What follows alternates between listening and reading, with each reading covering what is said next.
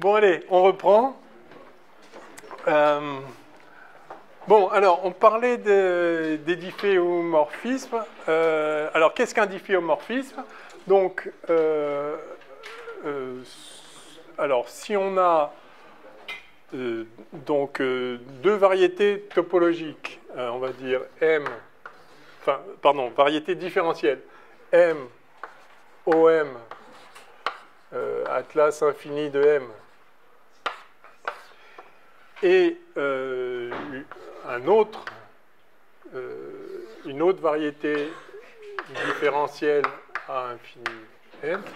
Hein, donc vous avez vraiment bien compris, j'espère, et intégré que une variété, elle doit avoir sa topologie, et si c'est une variété différentielle, elle a une structure différentielle, c'est-à-dire qu'elle a un atlas dont on a arraché les pages pour ne laisser que des pages compatibles, et ça reste un atlas qui couvre toute la variété. Et donc, si vous avez une fonction f de m dans n qui est continue et différenciable,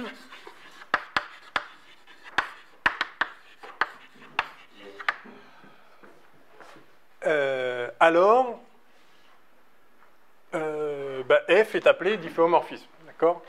Mais je n'ai pas encore défini la différenciabilité d'une fonction de m dans n.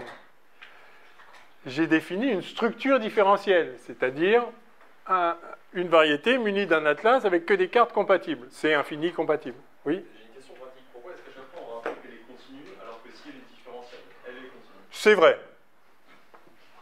C'est vrai. C'est pas faux non plus, mais c'est vrai. Et, pardon, et j'ai oublié, il faut évidemment qu'elle soit aussi bijective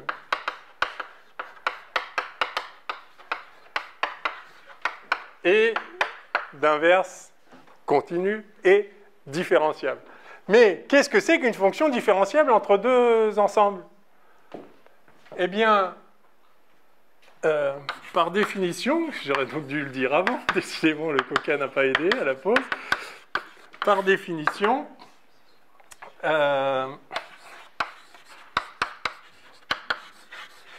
f est différenciable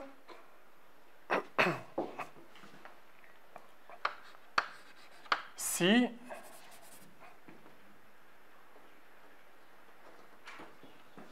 alors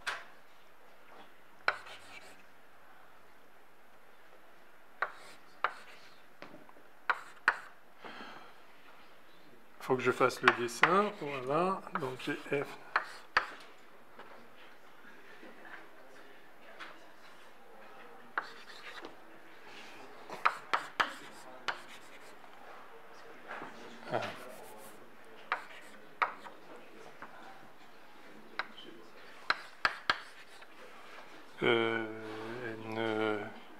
M. Oui, alors c'est pas astucieux, on va appeler Rn et Rm. Voilà.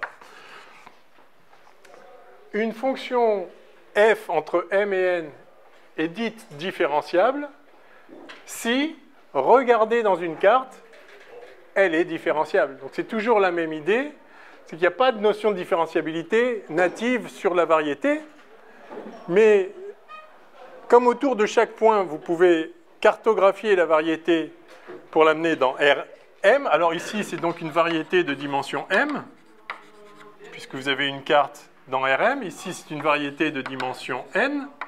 Très bien. Vous pouvez ici cartographier donc, une région dans M, un certain ouvert U.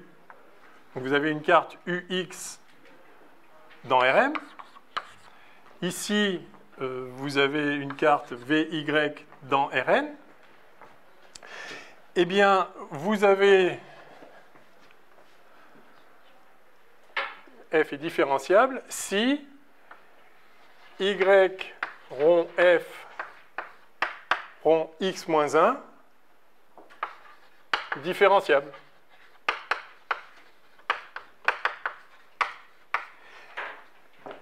Et c'est quoi y rond f rond x moins 1? C'est ça.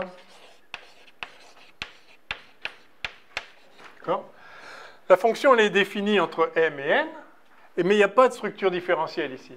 Donc ça, enfin, il n'y a pas de, pardon, il n'y a pas de caractéristique qui permet de déterminer la différenciabilité sur la variété elle-même. Mais comme on a pris un atlas différenciable, on peut représenter, enfin, on peut, pour n'importe quelle carte UX et VY, alors soit il n'y a pas de recouvrement, c'est-à-dire que x-1, enfin la préimage de x ici, est emmenée dans un endroit où y ne cartographie pas. À ce moment-là, il n'y a pas de problème. Mais la préimage de x, si elle est emmenée dans un endroit que y cartographie, il faut que la cartographie de cet endroit-là soit compatible avec la cartographie initiale. Vous voyez ce que je veux dire? Je ne suis pas forcément très clair encore, mais... Donc, je vais mettre ça partout où y rond f rond x-1 est défini.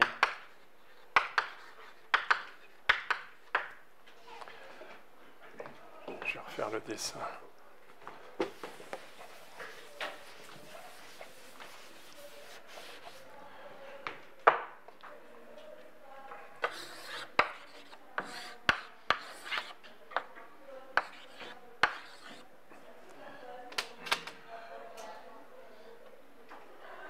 Donc, tout ça est mappé là-dedans. OK. Donc, si vous avez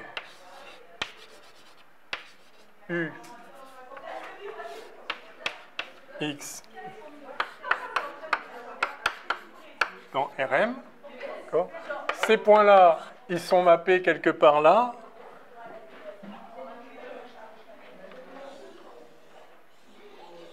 Voilà. Donc, la partie rouge, c'est l'image par F de la partie verte. Donc F est continu, donc, et d'inverse continu. C'est pour ça que j'aime bien mettre continu quand même.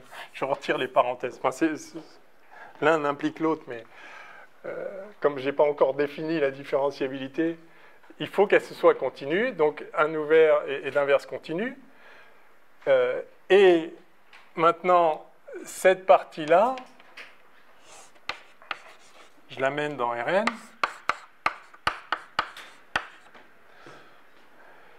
Alors, vous voyez, l'image par f de U,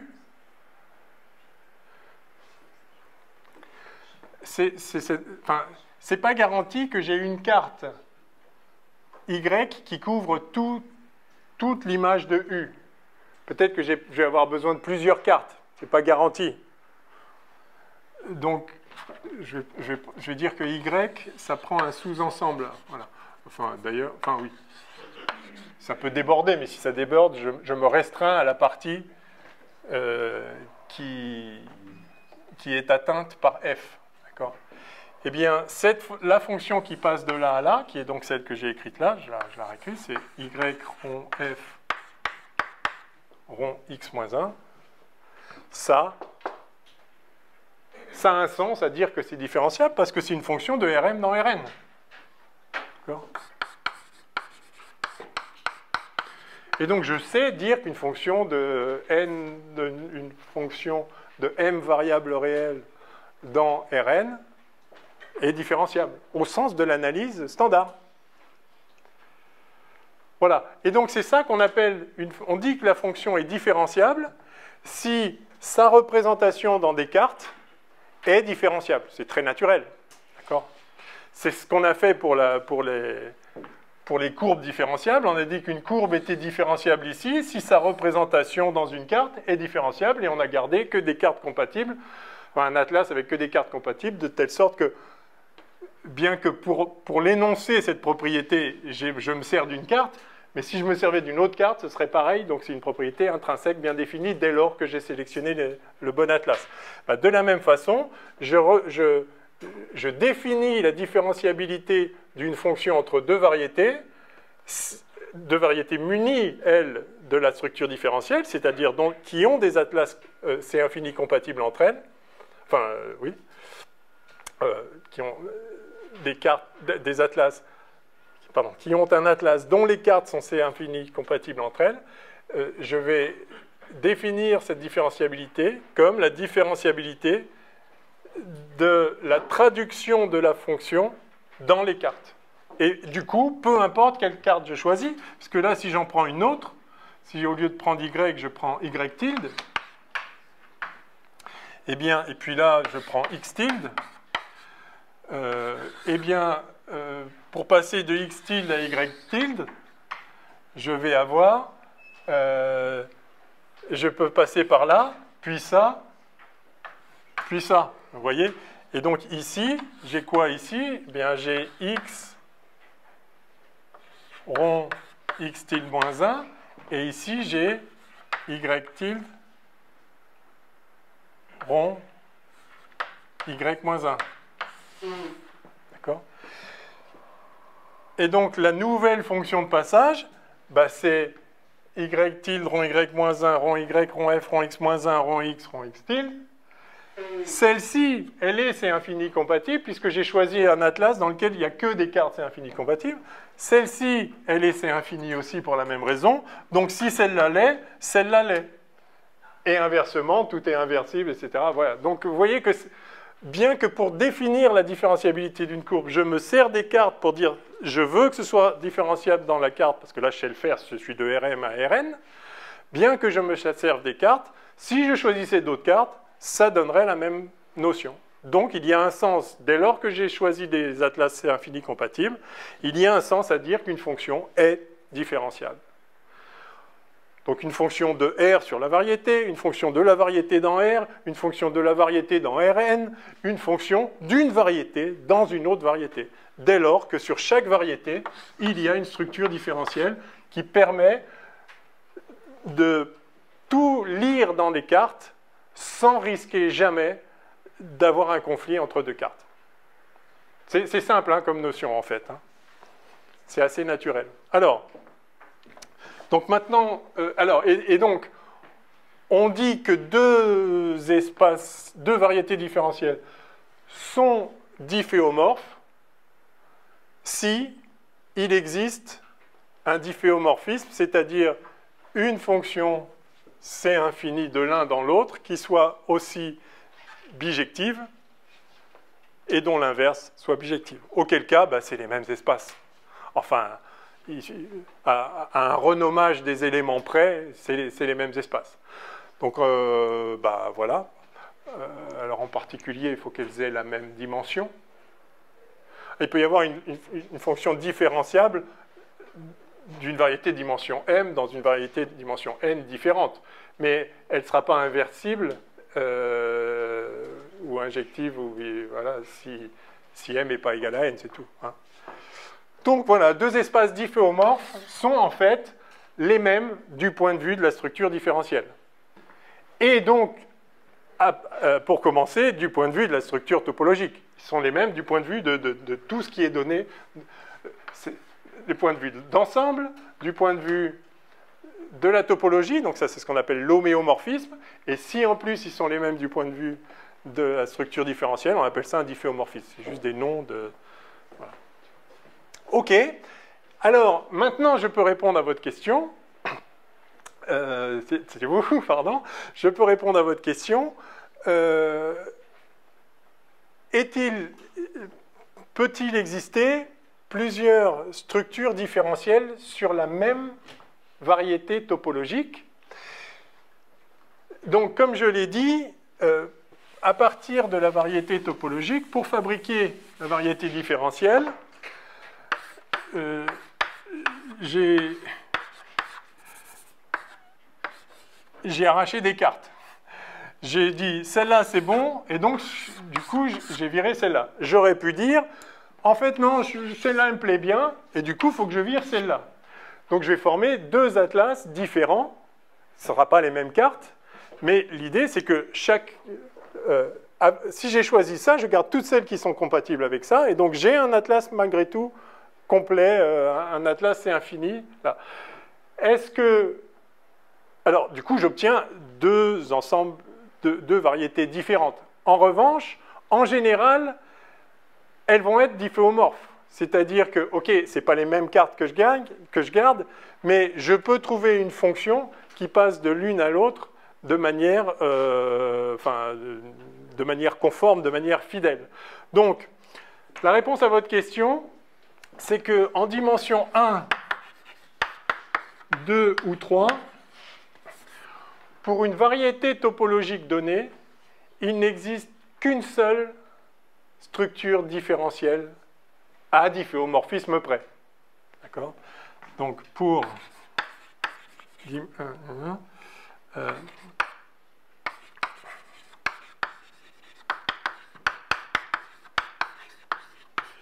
une variété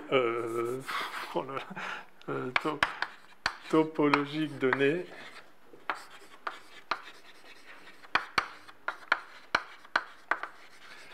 correspond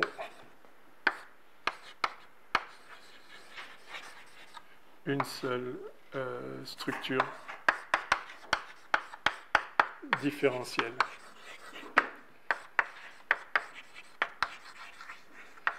À difféomorphisme près.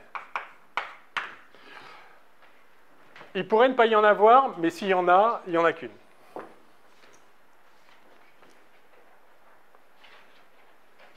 Il pourrait ne pas y en avoir à dimension... J'ai peur de dire des bêtises. Parce qu'en dimension 1, 2 ou 3, il y en a forcément une. Peut-être bien. Peut-être bien. Peut-être que l'impossibilité n'est à plus haute dimension. Je ne suis pas tout à fait sûr. Il faudra vérifier. En tout cas, il n'y en a qu'une. Ça, c'est très bien. Ce qu'on peut montrer, ce qui a été montré, c'est des travaux très profonds de topologie algébrique, etc. On peut montrer que pour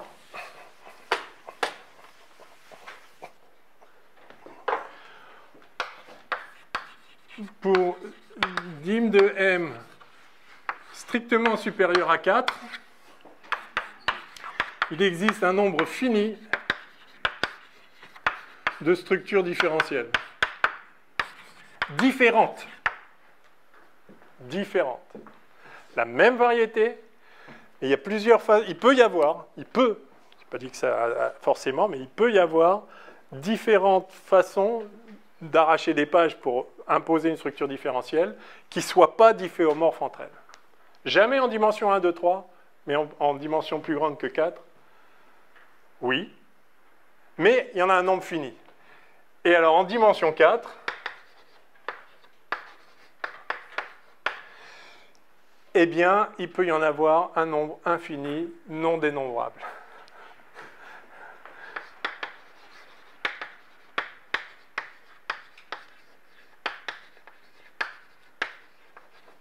Il y a un truc très spécial avec la dimension 4. Comme par hasard, notre monde est de dimension 4.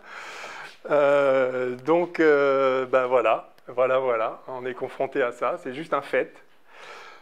Donc ça, c'est pour une variété donnée, dont on a un atlas, voilà, on a l'atlas maximal. On arrache des pages pour faire une variété différentielle, mais en fait, il y a plusieurs façons différentes de le faire. Il n'y en a qu'un nombre fini pour toutes les dimensions sauf 4, mais pas pour 4. Alors 1 et 2, ouais. Comment on le démontre, ça? On le démontre avec... C'est compliqué, alors je ne suis pas du tout un expert de ça. Il y a un truc qui s'appelle la chirurgie sur les espaces topologiques. Alors, il y a des propriétés algébriques sous-jacentes qu'on arrive à attacher à des variétés, et si du coup deux variétés sont associées à des propriétés algébriques différentes, on peut dire qu'elles ne sont pas... Des polynômes, ça rappelle beaucoup l'histoire à partir d'un polynôme de degré 5. Ouais. Les racines, elles sont plus trouvables par une seule formule fermée. Est-ce que ça a à voir avec ça? Je crois pas. Il y a des histoires de triangulation. Il y a des... je ne sais pas trop. C'est très compliqué. Et ça c'est des découvertes... D'ailleurs, il y a des choses qu'on ne sait pas encore. Ça, c'est des découvertes récentes au sens où moi j'étais né. Peut-être pas vous, mais encore que. Il y a des choses, oui. Alors,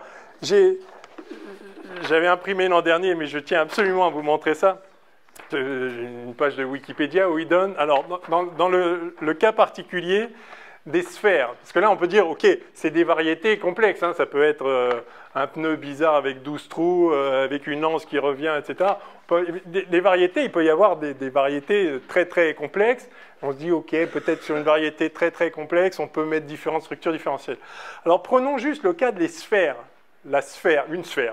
Alors une sphère à dimension 1, c'est un cercle, dimension 2, c'est la sphère, dimension 3, des hypersphères, enfin une bête sphère plongée dans Rn, hein, d'accord, dans Rn euclidien, mais avec une sphère. Mais alors attention, on va considérer la sphère du point de vue topologique, hein, d'accord, donc pas forcément de forme, mais c'est la sphère Rn néanmoins. Donc je vais l'appeler Sn. Donc la sphère topologique Sn. Alors, la question, donc combien existe-t-il de structures différentielles différentes, c'est-à-dire pas homéomorphes, pas difféomorphes, l'une à l'autre, en fonction de la dimension. Alors je vous mets la dimension. 1, 2, 3, 4. On va aller jusqu'à 20.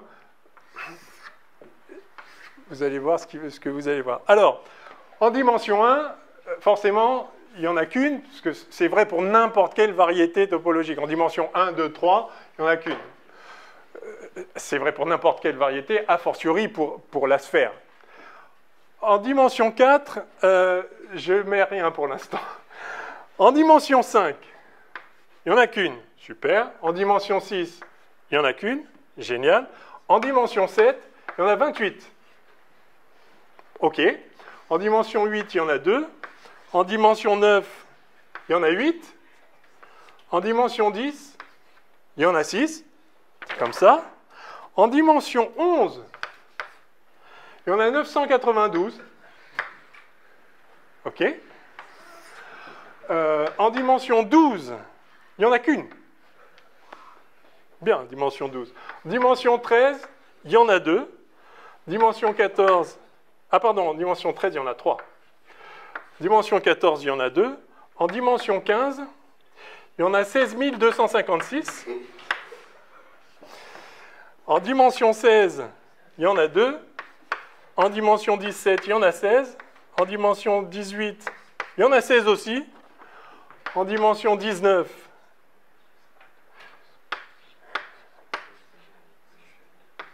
il y en a 523 264. Et en dimension 20, il y en a 24. On en connaît quelques-unes d'autres, on ne connaît pas toutes, mais voilà. Et en dimension 4,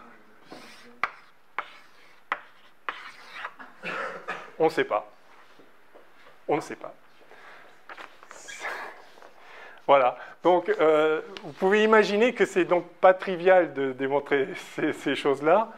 Le fait qu'on ne sache pas... Alors, la dimension 4 est vraiment quelque chose de spécial, parce qu'il y a justement, il y a des techniques qui fonctionnent là et qui fonctionnent là, mais qui ne fonctionnent pas en dimension 4. Et donc, on a du mal à caractériser, on a du mal à avoir accès aux propriétés spécifiques. Bon, ça n'a aucune incidence sur la relativité générale, c'est juste que c'est intéressant de voir ça, au moins pour comprendre que doter une variété d'une structure différentielle, c'est pas trivial. D'accord, il peut y avoir effectivement plusieurs façons de le faire, en particulier dans la dimension 4. Suivant la variété, ça peut être un nombre infini, non dénombrable. Alors vous noterez que donc tout ça, c'est des nombres finis. Ça, c'est démontré, quelle que soit la variété, sauf pour la dimension 4, il n'y a de toute façon qu'un seul nombre fini. Mais pour la dimension 4, ça peut être, on a des exemples, donc, Rn, d'une infinité non dénombrable. Dans le cas de la sphère, on ne sait pas. Tout simplement, on ne sait pas. Bref, voilà. Bon, je clôt là. Donc, vous avez vu comment définir une structure différentielle. Une fois qu'on a la structure différentielle, c'est-à-dire qu'on s'est restreint à des atlas dont toutes les cartes sont compatibles, c'est-à-dire qu'on fait des changements de coordonnées par des fonctions C infinies, du coup, tout ce qui est C infini dans une carte est forcément C infini dans une autre carte, puisque on a présélectionné les cartes pour qu'il y ait cette compatibilité.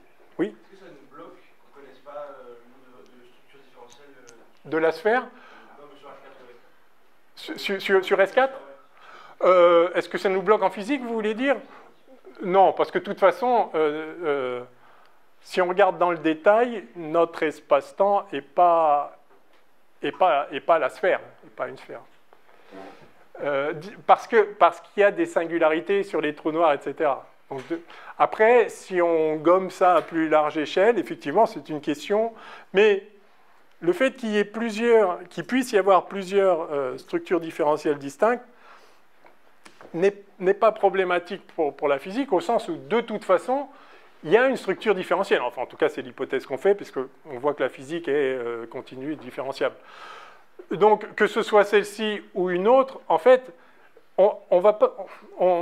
la physique est définie localement avec des équations différentielles, et donc tout ce qui compte, c'est que c'est un sens de dire différenciabilité, mais la structure différentielle de notre monde, j'ai envie de dire, tautologiquement, c'est la structure différentielle de notre monde, c'est-à-dire que il y a un sens à dire que quelque chose est différenciable, et on peut capturer cet essence-là dans un système de coordonnées. Donc, en fait, qu'il existe d'autres façons de le faire, bon, enfin, ouais. On n'a rien de conjecturé, parce qu'en fait, on peut remarquer que c'est tous les 4. C'est de 11 à 15, après de 15 à 19.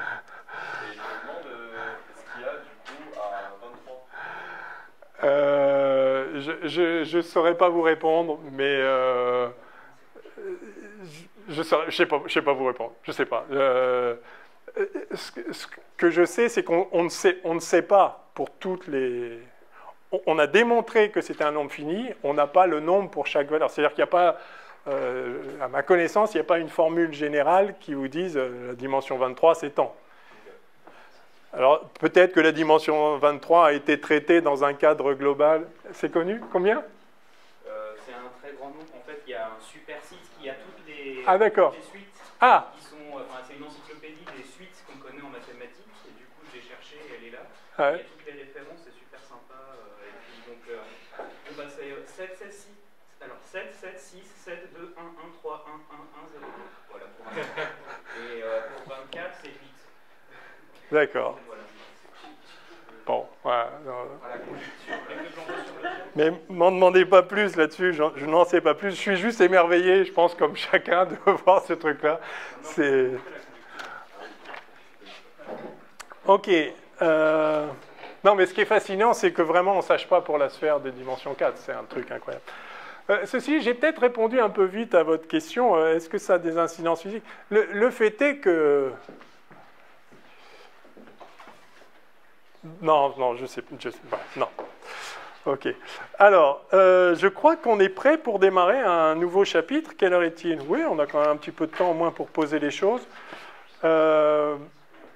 Allez, chapitre 3, espace vectoriel tangent. Donc, on va rentrer dans le cœur du sujet. En fait, on a introduit les structures qui vont nous permettre maintenant de définir les vecteurs et les tenseurs et commencer à travailler avec les outils qui seront, in fine, les outils de la physique, les outils de la relativité générale.